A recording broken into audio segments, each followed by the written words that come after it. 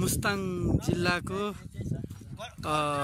बारगुम्ती क्षेत्र गाउँपालिका वडा नम्बर 4 स्थित घ्याकरथाङमा रहेको अत्यन्तै ठुलो स्याउ फर्म।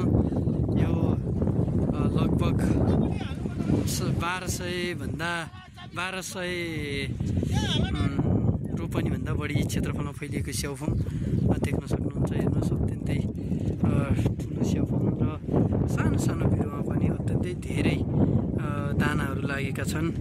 यति सानो बिरुवा छ तर अत्यन्तै ठुलो दाना, अत्यन्तै धेरै दाना लागेको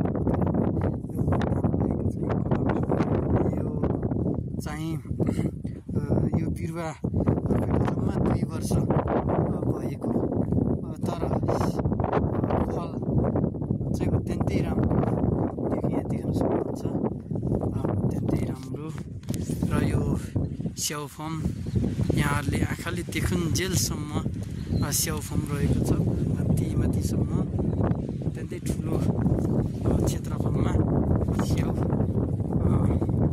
फर्म रहेको छ। यो आँखाले देखुन्जेलसम्म तलको स्याउ फर्म हो र यो माथि पनि ठुलो स्याउ फर्म रहेको छ। यहाँ च्याङ्ग्रा स्याउ फर्म यो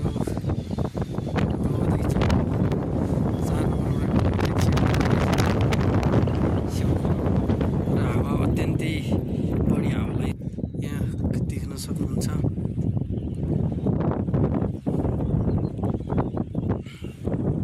र माथि यहाँ यस्तो देखिएको सडक चाहिँ डोल्पा जाने बाटो, सबैभन्दा काठमाडौँ र पोखराबाट छोटो रुटमा डोल्पा पुग्न सकिने बाटो रहेको छ।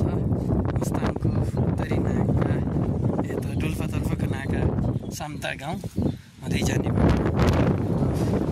अत्यन्तै धेरै यति सानो बिरुवामा पनि धेरै स्याउको दानाहरू देख्न सक्नुहुन्छ।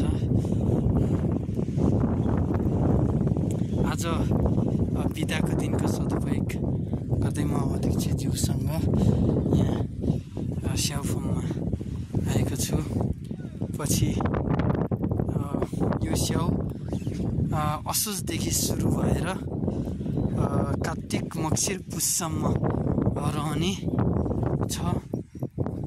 गत वर्ष पनि मैले यहाँको स्याउ चाख्ने टेस्ट गर्ने अवसर पाएँ र यहाँको स्याउ अत्यन्तै मिठो र यहाँको स्याउ खाइसके पश्चात यो तलतिर बजारमा पाइने स्याउको टेस्ट नै मन नपर्ने हुन्छ। हस्, धन्यवाद।